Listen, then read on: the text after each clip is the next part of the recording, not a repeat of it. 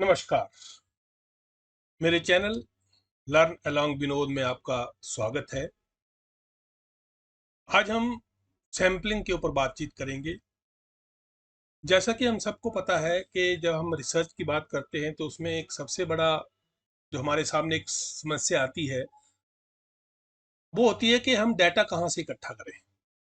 Okay, तो उसके लिए हमारे सामने पूरी जनसंख्या होती है, लेकिन अगर हम पूरी जनसंख्या का डाटा इकट्ठा करने लगेंगे तो समय बहुत लगता है, एनर्जी बहुत लगती है, ठीक है, मैन पावर बहुत लगती है।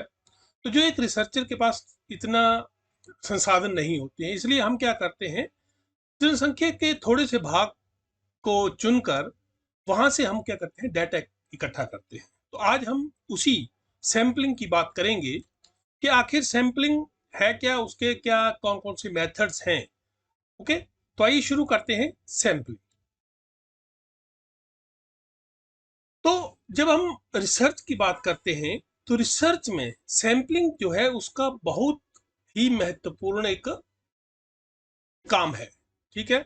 या हम ये कह सकते हैं कि कोई भी शोधकर्ता, ठीक है, खासकर जब हम सोशल साइंसेस की बात करते हैं तो सोशल साइंसेस में जो शोध करता है या अनुसंधान करता है, रिसर्चर हैं, वो क्या करते हैं, डाटा कलेक्ट करते हैं। कोई भी आपकी प्रॉब्लम जब हमने सिलेक्ट कर ली तो उस प्रॉब्लम से संबंधित हम क्या करते हैं, डाटा कलेक्ट करते हैं, ठीक है।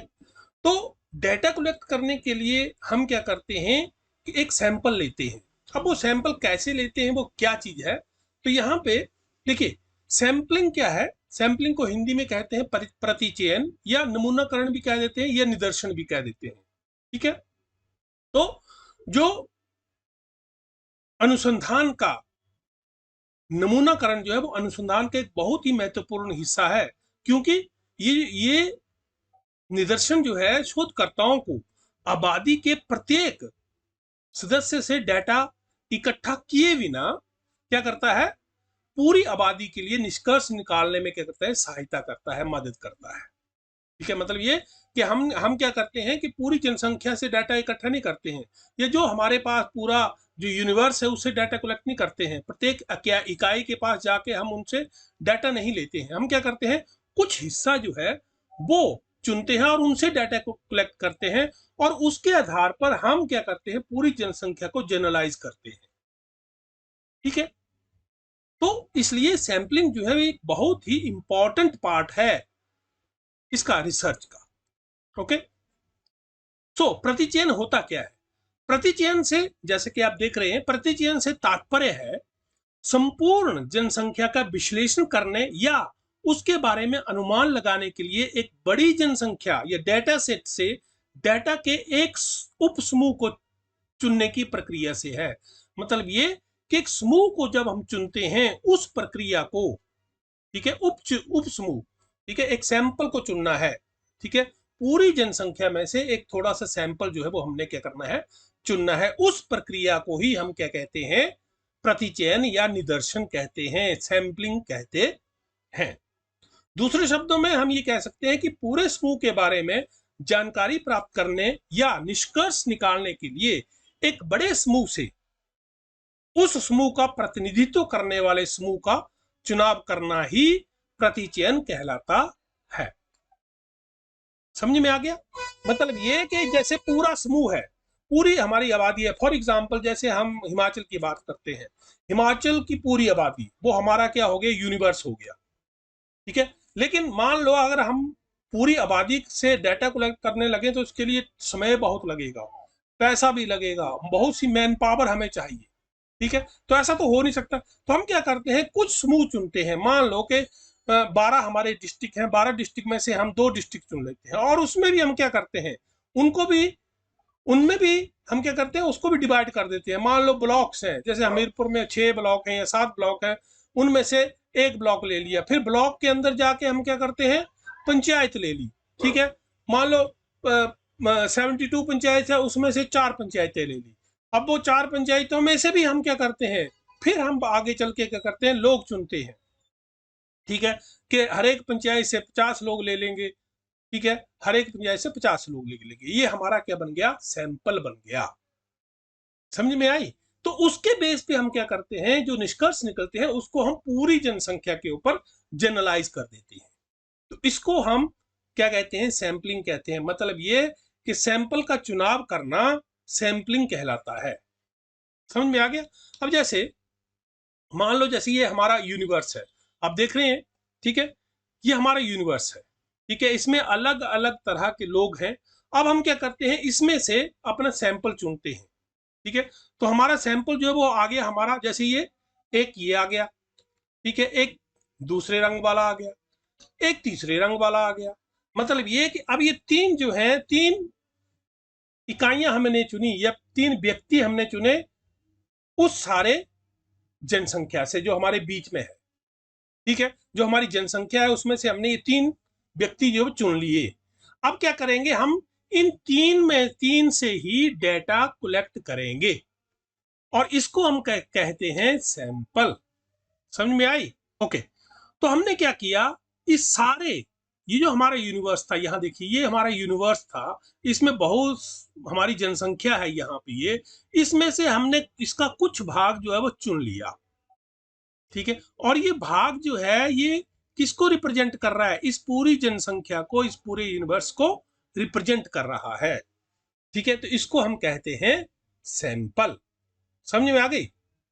ओके, सो जैसे अब देखिए, मान लो किसी पानी की इम्प्योरिटी हमने चेक करनी है, तो हम ऐसा तो नहीं है कि मान लो किसी तालाब में पानी की जो इम्प्योरिटी है उसको चेक करना है कि प्योर है या इम्प्योर है, तो हम क्या करते हैं, पूरे तालाब को थोड़ी उठा के ले जाते हैं। हम क्या करते हैं, हम उसमें से थोड़ा सा पानी एक टेस्ट ट्यूब में लेते हैं और उसकी जांच करते हैं, ठीक है। इसी तरह से देखिए, जब आप हॉस्पिटल में जाते हैं तो हॉस्पिटल में भी अगर आपको किस तरह की बीमारी है, क्या चीज है, क्या जांच करनी है, तो उसके लिए क्या करते हैं, ब्लड लेते हैं, ब्लड का सैंपल लेते हैं, ठीक है। तो ब्लड ऐसा तो नहीं है कि आपके पूरे शरीर में से ब्लड को निकाल देंगे, ठीक है, और उसकी जांच करेंगे, नहीं। तो थोड़ा सा ब्लड, जैसे आप इस पिक्चर में देख रहे हैं, थोड़ा सा ब्लड लेते हैं और उस ब्लड की जांच होती है और उसके आधार पर देखते हैं कि क्या क्या बीमारियां हैं, क्या नहीं है, क्या कम है, क्या ज्यादा है, जो भी है, ठीक है। तो यही क्या है, यही है सैंपल। इसी तरह सोशल साइंसेज में जब हम क्या करते हैं, पूरे यूनिवर्स में से, पूरे समग्र में से एक छोटा सा भाग लेते हैं जो उस पूरे समग्र को रिप्रेजेंट करता हो, उस प्रक्रिया को हम क्या कहते हैं, सैंपलिंग। समझ में आ गया? ओके, आगे चलते हैं। डेफिनेशन देखिए, बहुत से अलग अलग स्कॉलर्स ने अलग अलग तरह से इसको क्या किया है, डिफाइन किया है। जैसे पहली डेफिनेशन है आपकी M.B. पाटन की, वो क्या कहते हैं, एक निश्चित संख्या में व्यक्तियों, मामलों या निरीक्षणों को एक समग्र विशेष में से निकालने की प्रक्रिया निदर्शन कहलाती है, ठीक है। मतलब एक निश्चित संख्या किसकी, व्यक्तियों की हो सकती है, मामलों की हो सकती है, निरीक्षणों की हो सकती है, या इकाइयों की हो सकती है, ठीक है। वो कहां से निकालनी है, एक पूरे समग्र से, पूरी यूनिवर्स से क्या है, एक निश्चित संख्या जो है वो आपने निकालनी है। इसी प्रक्रिया को क्या कहते हैं, निदर्शन कहते हैं या सैंपलिंग कहते हैं। ओके, इसी तरह दूसरा पीवी यंग एक स्कॉलर है, उसने भी इसको डिफाइन किया है कैसे, एक सांख्यिकी निदर्शन उस संपूर्ण समूह अथवा संलग्न का सूक्ष्म चित्र अथवा पारवर्ग है जिससे निदर्शन लिया गया है। मतलब ये कि संपूर्ण में से एक समूह लिया गया है, ठीक है, और वो समूह जो है वो किसको दर्शा रहा है, वो दर्शा रहा है पूरे समग्र को, पूरी यूनिवर्स। उस संपूर्ण समूह को जिससे निदर्शन का चुनाव किया जाता है जनसंख्या अथवा समग्र समझा जाता है। मतलब ये कि जहां से आप सैंपल ले रहे हैं उसको कहते हैं जनसंख्या या समग्र या यूनिवर्स। ओके, और उस यूनिवर्स से हम क्या करते हैं, कुछ भाग जो है वो लेते हैं अपने डेटा कलेक्शन के लिए। समझ में आ गई? ओके, नेक्स्ट जो स्कॉलर है वो है सेल्टिज और एवं अन्य। इन्होंने क्या कहा, इन्होंने कहा कि यदि हम किसी जनसंख्या के बारे में कुछ जानने के उद्देश्य से उसके कुछ तत्वों को चुनाव करते हैं हम उन कुछ तत्वों के समूह को निदर्शन कहते हैं। ठीक है, मतलब ये कि जब हम किसी जनसंख्या के बारे में कुछ जानने की कोशिश करते हैं, प्रयास करते हैं, ठीक है, अब जैसे मान लो हम क्या करते हैं कि रूरल डेवलपमेंट की बात करते हैं कि रूरल डेवलपमेंट जो है वो सही ढंग से हो रहा है नहीं हो रहा है, तो ये पूरे देश में हो रहा है, हिमाचल में पूरी हर जगह हो रहा है। ठीक है, तो हमने ये देखना है कि वो सही ढंग से हो रहा है कि नहीं हो रहा है। इसके लिए ऐसा तो नहीं है कि हम हर जगह जाएं। ठीक है, तो हम क्या करेंगे, एक सैंपल ले लेंगे, 10-15 गांव ले लेंगे, वहां पे जाके देखेंगे कि रूरल डेवलपमेंट की क्या हालात है। समझ गए? तो उन वो चीज जो है, वो चीज क्या है, दैट इज सैंपल। ठीक है, और उसमें से हम लोगों से भी पूछेंगे। कुछ लोग ले लिए, ठीक है, 20-20 हर एक पंचायत से ले लिए, तो हमने क्या किया, उनसे पूछा कि किस तरह से काम हो रहा है, किस तरह से नहीं हो रहा है। That is called sample. Is that clear? Okay, तो अतः ये स्पष्ट है कि निदर्शन एक ऐसी पद्धति है या प्रक्रिया है जिसके द्वारा हम समग्र में से एक भाग का चुनाव करते हैं। पूरे समग्र में से, पूरी जनसंख्या में से एक भाग का क्या करते हैं, चुनाव करते हैं। ठीक है, जो उस जनसंख्या का प्रतिनिधित्व करता है। मतलब ये the sample is representative, it represents the whole population. That is important. What is important? The sample should be representative one. That means the characteristics of the population should be there in that sample. मतलब जो विशेषताएं आपकी जनसंख्या में है वही विशेषताएं आपके सैंपल में होनी चाहिए, तभी हम उसको एक रिप्रेजेंटेटिव सैंपल कह सकते हैं, तभी हमारे जो निष्कर्ष निकलेंगे वो सही निकलेंगे। ओके, और सबसे बड़ी समस्या यही आती है कि जो रिप्रेजेंटेटिव है या उस सैंपल का चुनाव हो कैसे।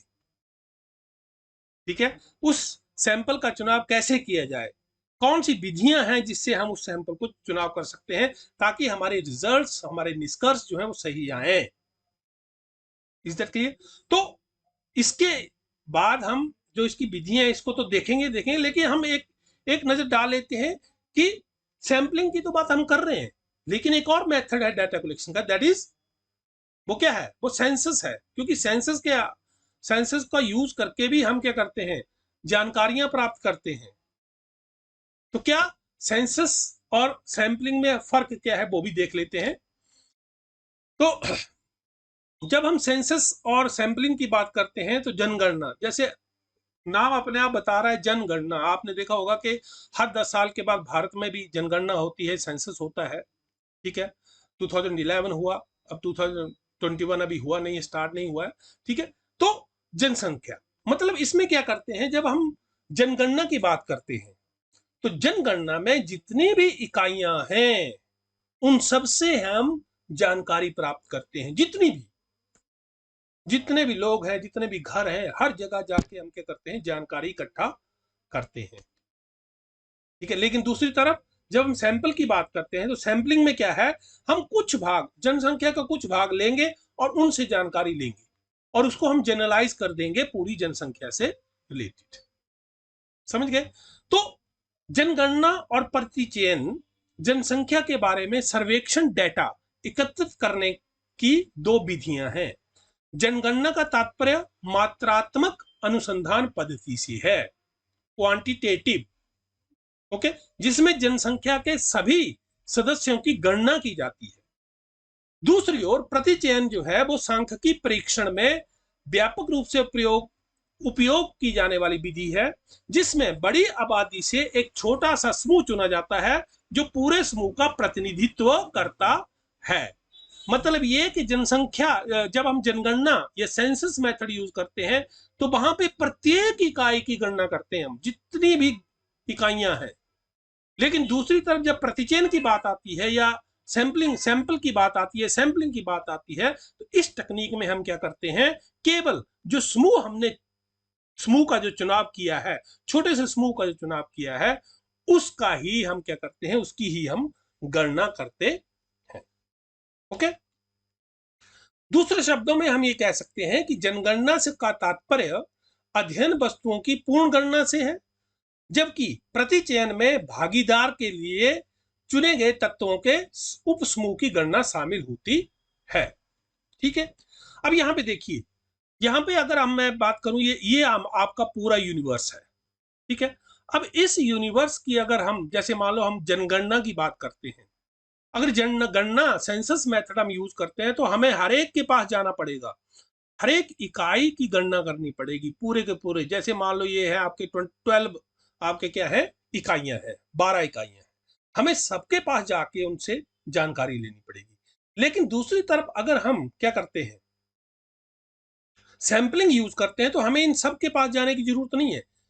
ठीक है, हम क्या करते हैं, कुछ विधियों का प्रयोग करके हम अपना सैंपल जो है वो चूज कर लेते हैं। ठीक है, और सैंपल कैसा, वो रिप्रेजेंटेटिव होना चाहिए इसका, मतलब इसको ये रिप्रेजेंट करता हो। अब यहाँ पे देखिए रिप्रेजेंटेटिव कैसे बनाइए, ऐसे ही कलर्स के बेस पे बताता हूं मैं आपको। देखिए यहाँ पे आपके ये जो आपके लाइट ब्लू ब्लू है, इसके 4 सदस्य हैं, इसी तरह इस ग्रीन के भी 4 सदस्य हैं और ब्लैक के भी 4 हैं। तो हमने क्या किया, 4 में से इसका 25% हर एक के ले लिए, एक एक सदस्य। तो हमारा ये रिप्रेजेंटेटिव हो गया ना, हर एक पार्ट का एक एक हिस्सा जो हमने ले लिया। ठीक है, अब हम क्या करेंगे, सिर्फ यहीं से, इन्हीं से डाटा कलेक्ट करेंगे और अपने निष्कर्ष निकालेंगे और उसको जनरलाइज करेंगे, किसको, इस पूरी यूनिवर्स को। समझ गए? ओके, तो यहां पे थोड़ा सा तुलना का आधार भी देख लेते हैं। जो तुलना के आधार है, सबसे पहले अर्थ, अर्थ में क्या क्या आपके डिफरेंसेस हैं। देखिए जनसंख्या, जो जनगणना है, इसमें क्या होता है, जनसंख्या के सभी सदस्यों के बारे में डाटा एकत्र या रिकॉर्ड किया जाता है। दूसरी तरफ सैंपलिंग में क्या होता है, जो हिस्सा हमने चुना है, ठीक है, छोटा समूह हमने चुना है, वो उसके बारे में ही हम क्या करते हैं, डाटा एकत्र करते हैं। जब हम गणना की बात करते हैं तो गणना पूरे जितनी भी इकाइयां हैं उसमें, उन सारी इकाइयों की गणना की जाती है, लेकिन यहाँ पे आंशिक रूप से गणना की जाती है जनसंख्या की। आंशिक रूप से कैसे, क्योंकि हमने सिर्फ उसका छोटा सा भाग लिया है। इसी तरह अध्ययन, जनसंख्या की प्रत्येक इकाई का अध्ययन किया जाता है इसमें जनगणना में, और प्रतिचयन में कुछ मुट्ठी भर इकाइयां ली जाती हैं, उनका अध्ययन होता है। समय, देखिए सेंसस में जब हम सेंसस मेथड का यूज करते हैं तो इसमें समय बहुत ज्यादा लगता है। ठीक है, लेकिन दूसरी तरफ अगर हम देखें, समय भी कम लगता है और जल्दी भी काम हो जाता है, किसमें, सैंपलिंग में। इसी तरह लागत, ठीक है, पैसा, जनगणना एक महंगा तो है ही है क्योंकि इसमें पैसा बहुत लगता है। दूसरी तरफ ये किफायती तरीका है। परिणाम, लेकिन जब हम परिणाम की बात करते हैं, रिजल्ट्स की बात करते हैं, तो जनगणना के जो परिणाम होते हैं वो बिल्कुल विश्वसनीय होते हैं। ठीक है, और सटीक होते हैं, परफेक्ट होते हैं। ठीक है, लेकिन दूसरी तरफ क्या होता है, त्रुटि होने की संभावना होती है इसमें। ठीक, क्योंकि सैंपलिंग ले कर रहे हैं हम, पूरी इकाइयों को गणना नहीं कर रहे हैं या पूरी इकाइयों का अध्ययन नहीं कर रहे हैं, हम कुछ इकाइयों का अध्ययन कर रहे हैं और उसके बेस पे हम अपनी प्रिडिक्शन या अपने रिजल्ट जो है या अपने कंक्लूजन जो है या अपने इन्फ्रेंसेस जो है या अपने जो रिजल्ट्स हैं उनको उनको निकाल रहे हैं। ठीक है, तो किसी तरह की बायसनेस अगर आ गई तो आपके रिजल्ट जो हैं वो क्या हो जाते हैं, गलत भी हो सकते हैं। इसी तरह उपयुक्तता, उपयुक्तता कहाँ है, ठीक है, जब आपकी विषम प्रकृति की जनसंख्या है, विषम प्रकृति हिट्रोजिनिटी है। ठीक है, अगर आपका हिट्रोजीनियस यूनिवर्स है then you can use census. On the other hand, if your population is homogeneous या होमोजीनियस प्रकृति है उसमें कुछ, ठीक है, तो क्या है, वहां पे हम सैंपलिंग का यूज करते हैं। तो ये कुछ मतलब उसको डिफरेंशिएशंस हैं किसमें, सेंसस मेथड और सैंपलिंग मेथड। लेकिन ज्यादातर जब हम बात करते हैं सोशल साइंसेज की बात करेंगे हम, तो सोशल साइंसेज में हम क्या करते हैं, सैंपलिंग मेथड ही यूज करते हैं। समझ में आगे? अब आते हैं कि सैंपलिंग में सैंपलिंग मेथड्स हैं कौन कौन से। ठीक है, तो सैंपलिंग मेथड देखिए, जो आपके, जब हम सैंपलिंग मेथड की बात करते हैं तो निदर्शन विधियां उन तकनीकियों या उन मेथड्स को कहते हैं या संदर्भित करती हैं जिनका उपयोग सांख्यिकीय विश्लेषण या अनुसंधान करने के उद्देश्य से बड़ी आबादी से व्यक्तियों या इकाइयों के एक उप समूह का चयन करने के लिए किया जाता है। मतलब वो विधियां जिनका यूज करके हम क्या करते हैं, अपना एक सैंपल लेते हैं, that is called sampling method. Okay, और mostly two types of sampling methods are there, the one is probability sampling and the second one is non probability sampling. Probability sampling को हिंदी में हम कहते हैं संभाव्यता निदर्शन। ठीक है, तो इस प्रकार का जो प्रतिचयन होता है, ये सैंपलिंग होती है, ये यादृच्छिक या संयोगिक चयन के सिद्धांतों पर आधारित होती है और इसमें नमूनों का चयन इस तरह से किया जाता है कि जनसंख्या के प्रत्येक सदस्य को नमूने में शामिल होने का समान मौका मिले। मतलब ये each and every item has one chance to be selected in the sample. मतलब हर एक इकाई के पास कम से कम एक चांस होता है कि वो सैंपल में सिलेक्ट हो सके। ठीक है, तो जब हम प्रोबेबिलिटी की बात करते हैं, वो प्रोबेबिलिटी कम से कम एक होती है। ठीक है, जीरो कभी नहीं होगी जब हम प्रोबेबिलिटी सैंपलिंग की बात करते हैं। Is that clear? और दूसरी जो सैंपलिंग है, that is non probability sampling. अब नॉन प्रोबेबिलिटी सैंपलिंग क्या है, यहां पे ये नहीं है, वहां पे कोई भी चुनी जा सकती है। मतलब ये कि प्रोबेबिलिटी जो है वो इज इक्वल टू जीरो है, इक्वल टू वन नहीं है किसी की भी। ठीक है, मतलब probability is not equal to zero, is not equal to one, मतलब एक के बराबर नहीं है। ठीक है, तो नॉन प्रोबेबिलिटी सैंपलिंग में क्या है कि ये जो नमूनाकरण है या ये जो निदर्शन है, संयोगिक चयन पर निर्धारित नहीं होता है। इसमें नमूनों का चयन या सैंपल का चयन इस तरह से किया जाता है जिससे आबादी के प्रत्येक सदस्य को नमूने में शामिल होने का समान मौका नहीं मिलता है। ठीक है, और गैर संभाव्यता नमूनाकरण विधियां संभाव्यता नमूनाकरण विधियों की तुलना में तेज और अधिक मितव्ययी हो सकती हैं। देखिए, क्योंकि जब हम प्रोबेबिलिटी सैंपलिंग की बात करते हैं तो हम यहाँ पे हमें बहुत सी चीजें करनी पड़ती हैं, लेकिन दूसरी तरफ नॉन प्रोबेबिलिटी सैंपलिंग में क्या है, हमें उस तरह के कोई भी किसी तरह का हार्ड वर्क नहीं करना पड़ता है और ये जल्दी हो जाता है। लेकिन इसमें क्या होता है, इसमें आपकी वाइसनेस आ सकती है, किसमें, नॉन प्रोबेबिलिटी सैंपलिंग में। ठीक है, मतलब ये कि पूर्वाग्रह अगर आप में है, ठीक है, या पूर्वाग्रह से प्रभावित हो गया आपका सैंपल, तो उसके रिजल्ट जो है वो सही नहीं आएंगे। ओके, तो ये दो तरह के मेथड हो गए, probability and non probability. Probability means हर एक आइटम का चांस है कम से कम एक सैंपल में शामिल होने का, लेकिन दूसरी तरफ इस तरह का चांस नहीं है। ये डिपेंड करता है किसके ऊपर, रिसर्चर की जजमेंट के ऊपर या पर्पस के ऊपर कि किसको वो सिलेक्ट करे। ओके, प्रोबेबिलिटी सैंपलिंग को हम रैंडम सैंपलिंग भी कहते हैं। ठीक है, ये भी ध्यान में रखना। ओके, तो अब जो हमारे प्रोबेबिलिटी सैंपलिंग है उसकी टाइप्स देख लेते हैं कौन कौन सी। ठीक है, प्रोबेबिलिटी सैंपलिंग की टाइप्स है, पहली है आपकी सिंपल रैंडम सैंपलिंग। ठीक है, सरल संभाव्य निदर्शन। दूसरा है आपका सिस्टेमैटिक सैंपलिंग। तीसरी है आपकी stratified sampling. Fourth one is cluster sampling और पांचवी है आपकी मल्टी स्टेज सैंपलिंग, बहुस्तरीय निदर्शन।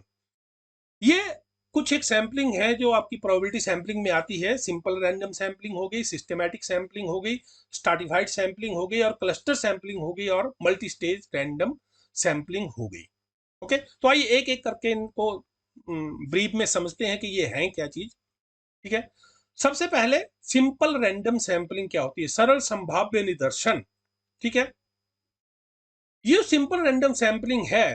ठीक है, इसमें क्या करते हैं, जो जनसंख्या है या यूनिवर्स है, ठीक है, उसके प्रत्येक सदस्य को नमूने के लिए चुने जाने की समान संभावना होती है। तो हमने पढ़ लिया, क्योंकि प्रोबेबिलिटी सैंपलिंग है तो नेचुरली ये सभी का कम से कम एक चांस तो है कि सैंपल में वो चुने जाएगा।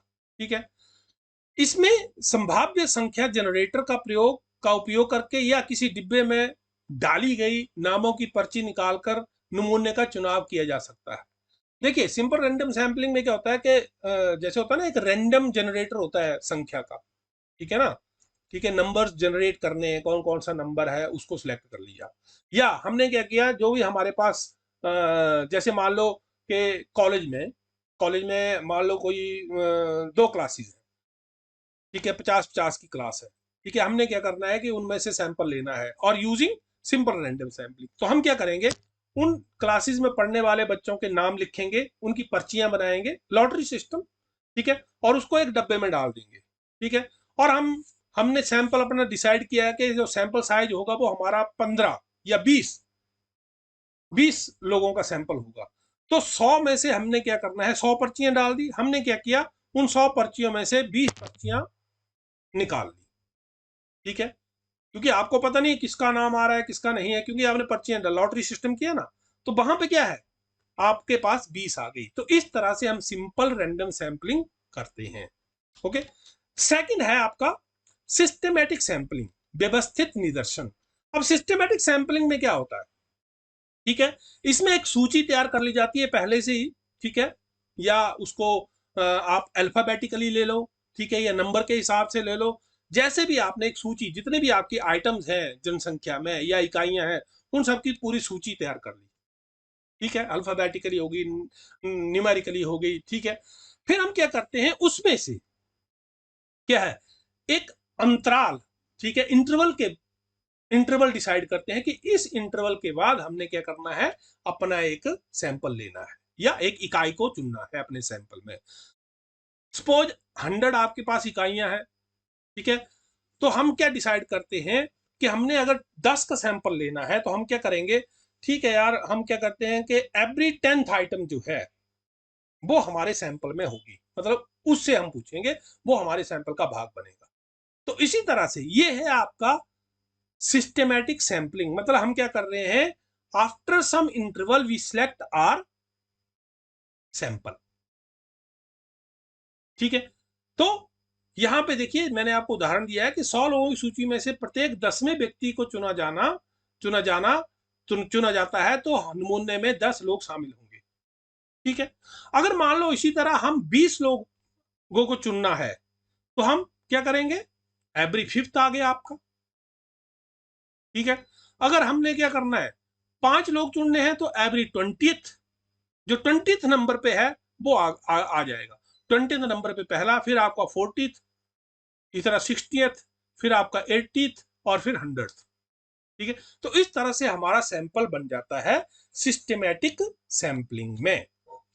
फिर आती है आपकी स्टाडिफाइड सैंपलिंग, स्तरीकृत निदर्शन। अब यहाँ पे क्या होता है, हम जो हमारी जनसंख्या है, जो हमारी पॉपुलेशन है, हम क्या करते हैं, we divide the are population into different stratas, ठीक है, on the basis of different characteristic, like you can say gender हो गया आपका, या कैटेगरीज हो गई आपकी, ठीक है, एज वाइज हो गया आपका, ठीक है, या एजुकेशन वाइज। हम क्या करते हैं, डिफरेंट स्टाटास में जो हमारी पूरी पॉपुलेशन है उसको क्या कर देते हैं, बांट देते हैं, ठीक है। और फिर वहां से हम क्या करते हैं, अपना सैंपल जो है वो चुन लेते हैं, ठीक है। अब यहां पे सबसे बड़ी बात ये होती है कि इसमें क्या होता है, स्ट्रैटिफाइड सैंपलिंग में क्या होता है कि आपके जो रिप्रेजेंटेटिवनेस की बात है वो ज्यादा बढ़ जाती है। कैसे, अब मान लो जनसंख्या आपकी मिलके बनी है मेल और फीमेल से, ठीक है, तो हम क्या करते हैं, प्रोपोर्शनेटली मेल की जनसंख्या, फीमेल की जनसंख्या, और उसके हिसाब से हम वहां से क्या करते हैं, अपना सैंपल ले लेते हैं दोनों जगह से, तो दोनों को रिप्रेजेंटेशन मिल गया। अगर मान लो हम एजुकेशन वाइज क्या करते हैं, डिवाइड करते हैं डिफरेंट स्टाटाज में, ठीक है, डिफरेंट स्तरों में, तो हम क्या कर देखेंगे कि मान लो जी up to 10th, 12th, graduate, post graduate, doctoral, ठीक है, पोस्ट डॉक्टरल, इस तरह से हम क्या करते हैं, स्तर बना दिए। अब हर एक स्तर से क्या करेंगे, हम ले लेंगे अपने इकाइयां। तो इसमें क्या हो गया, हर एक स्तर को रिप्रेजेंटेशन मिल गया, ठीक है। तो इसको कहते हैं स्ट्रैटिफाइड सैंपलिंग। ओके, नेक्स्ट है आपकी क्लस्टर सैंपलिंग, गुच्छ निदर्शन। अब ये जो क्लस्टर सैंपलिंग है, इसमें क्या होता है, जनसंख्या को जो है समूहों में विभाजित कर दिया जाता है, ठीक है, और फिर समूहों का एक संभाव्य नमूना चुना जाता है। मतलब क्लस्टर में हम क्या करते हैं, डिवाइड कर देते हैं, ठीक है, और फिर क्या करते हैं, चयनित क्लस्टर के सभी सदस्यों को नमूने में शामिल किया जाता है। एक क्लस्टर बना देंगे, अलग अलग क्लस्टर बना देंगे, और उस क्लस्टर में से हम क्या करेंगे, अपना नमूना जो है वो चुन लेंगे। That is called cluster sampling. Okay, then last is multi stage sampling. देखिए, ये ज्यादातर यूज होती है, ठीक है, ये बहुत ज्यादा यूज होती है मल्टी स्टेज सैंपलिंग।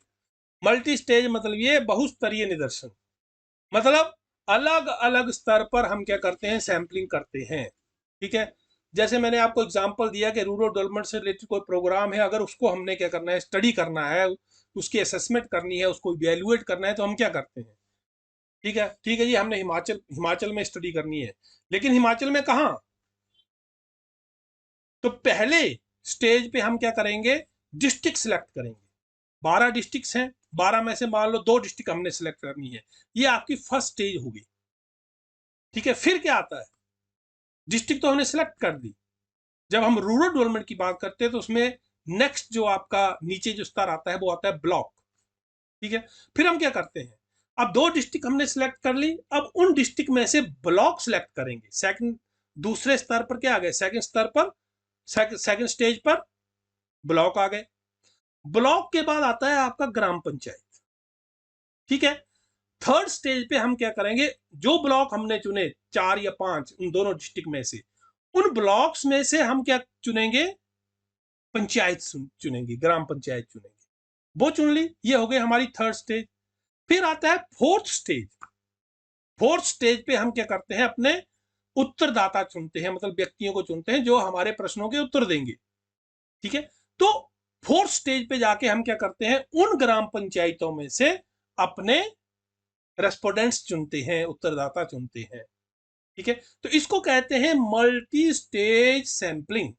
मतलब हर एक स्तर पर हम क्या कर रहे हैं, सैंपलिंग कर रहे हैं। जैसे पहले 12 में से 2 जिले, फिर उन जिलों में जो ब्लॉक्स हैं उनमें से 5 ब्लॉक, फिर उन 5 ब्लॉकों में जितनी पंचायतें हैं उनमें से 10 पंचायतें, या और फिर उन 10 पंचायतों में से चौथे स्तर पर क्या करते हैं, 10 पंचायतों में से अपने रेस्पोंडेंट्स, ठीक है, उत्तरदाता, मान लो 200 या 400 या हर एक पंचायत में से 50 रेस्पोंडेंट्स या 100 respondents, it is called multi stage sampling.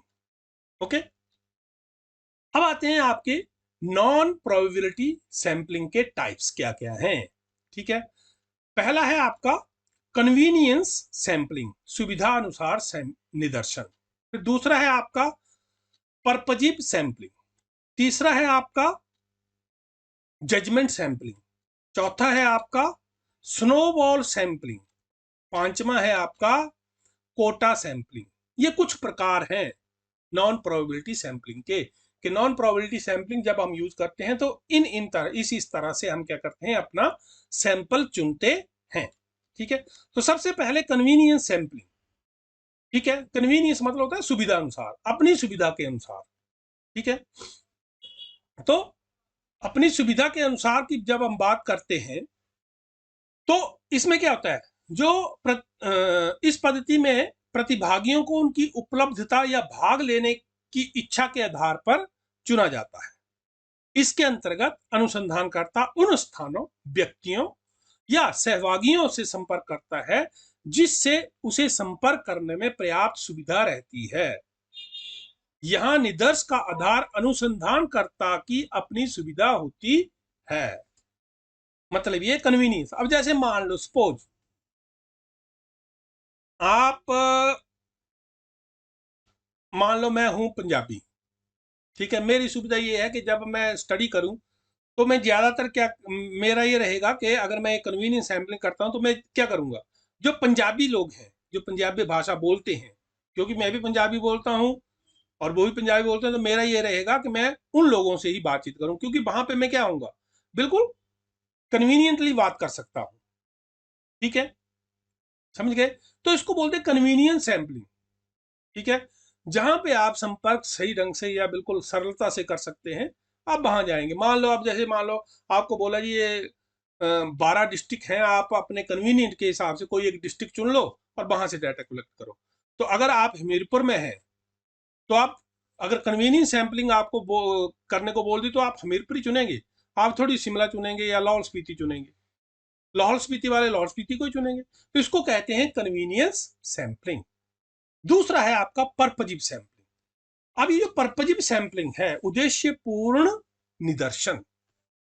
ठीक है, इसमें जो प्रतिभागियों का चयन है वो विशिष्ट मानदंडों के आधार पर किया जाता है, जैसे किसी विशेष विषय पर उनकी विशेषज्ञता या ज्ञान हो। दूसरे शब्दों में, इसके अंतर्गत केवल समस्या से प्रत्यक्ष रूप से संबंधित व्यक्तियों से ही संपर्क किया जाता है। इस पद्धति का उपयोग अक्सर गुणात्मक अनुसंधान में किया जाता है। ठीक है, क्वालिटेटिव जो आपकी रिसर्च है उसमें ज्यादातर प्रयोग होता है पर्पजिव सैंपलिंग का, क्योंकि इसमें सीधा संपर्क जो है वो किससे किया जाता है, जो उससे सीधे तौर पर रिलेटेड है। ठीक है, डायरेक्ट क्या है, उनका रिलेशन है। ठीक है, अब जैसे मान लो मैं क्या करता हूं, मैंने रूरल डेवलपमेंट की बात कर लें, कोई एक प्रोग्राम है रूरल डेवलपमेंट का। ठीक है, उसके बेनिफिशरीज की है। अगर मान लो मैंने उसको स्टडी करना है, तो मुझे किससे बात करनी पड़ेगी, जो उस प्रोग्राम के बेनिफिशरीज हैं, लाभार्थी हैं, उनसे बात करनी पड़ेगी। जो उस प्रोग्राम के लाभार्थी ही नहीं है, अगर मैं उनसे बातचीत करता हूं, तो मेरा तो पर्पज ही फेल हो गया। तो मैं उस प्रोग्राम को असेस कैसे करूंगा? ठीक है, इसको कहते हैं पर्पजिव सैंपलिंग।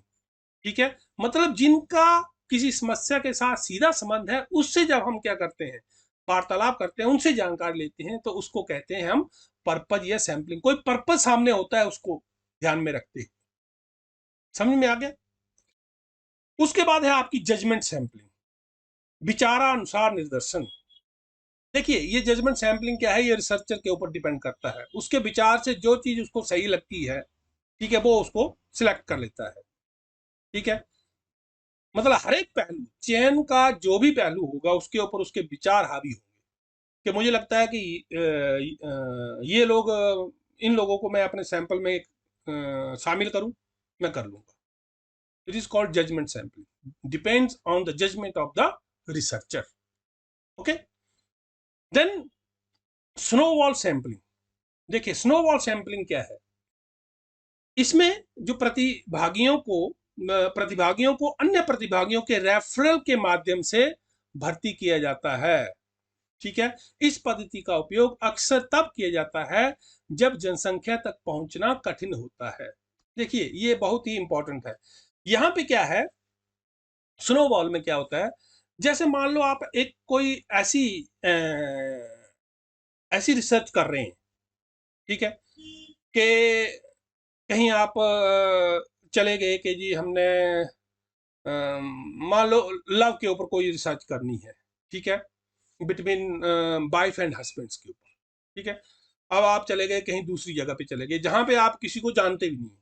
ठीक है, मान लो कोई आपके फ्रेंड सर्कल में एक आदमी वहां पे है, कपल है वहां पे, आप उनसे बातचीत करते हैं। फिर आप क्या करते हैं, उनसे पूछते हैं कि कोई और आपकी तरह यहाँ पे है। तो वो क्या करते हैं, उनका रेफरेंस देते हैं, फिर आप उनसे मिलते हैं। इसी तरह आगे से आगे रेफरल के आधार पर आप क्या करते हैं, सैंपल लेते हैं। इसको कहते हैं स्नोबॉल सैंपलिंग। ओके, फिर है आपकी कोटा सैंपलिंग। कोटा सैंपलिंग, इसमें क्या करते हैं, इसमें जो जनसंख्या है उसको आयु, लिंग, आय या शिक्षा या कोई भी जो प्रासंगिक मानदंड है जैसी पूर्व निर्धारित विशेषताओं के आधार पर समूहों में विभाजित किया जाता है। शोधकर्ता तब प्रत्येक स्तर के लिए एक कोटा, जो कि उस समूह की जनसंख्या के समानुपात होता है, निर्धारित करता है, और फिर कोटा पूरा होने तक प्रतिभागियों का चयन करता रहता है। ठीक है, कि मैं वुमेन में से, ठीक है, या मान लो जो मैंने क्या किया कि मैं करूंगा जी, जो आपका जेंडर है उसके हिसाब से मैं अपना सैंपल लूंगा। एक तरफ वुमेन है, एक तरफ मेल है, एक तरफ फीमेल है।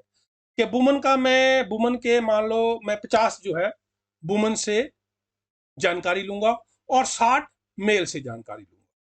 ठीक है, तो ये तो मैंने डिसाइड कर लिया कि कोटा कितना है, 50 वुमेन का है, 60 मेल का है। तो मैं क्या करूंगा, मैं तब तक उनसे बातचीत मतलब लोगों को अपने सैंपल में लेता रहूंगा जब तक मेरा 50 का सैंपल पूरा नहीं हो जाता है। ठीक है, इसी को हम क्या कहते हैं, कोटा। मतलब किसी आधार पर मैं कोटा जो है वो डिसाइड कर लूंगा और तब तक चुनाव करता रहूंगा जब तक मेरा कोटा पूरा नहीं हो जाता है। ठीक है, इसको कहते हैं कोटा सैंपलिंग। ठीक है, तो मुझे आशा है कि आपको सैंपलिंग के बारे में समझ में आया होगा।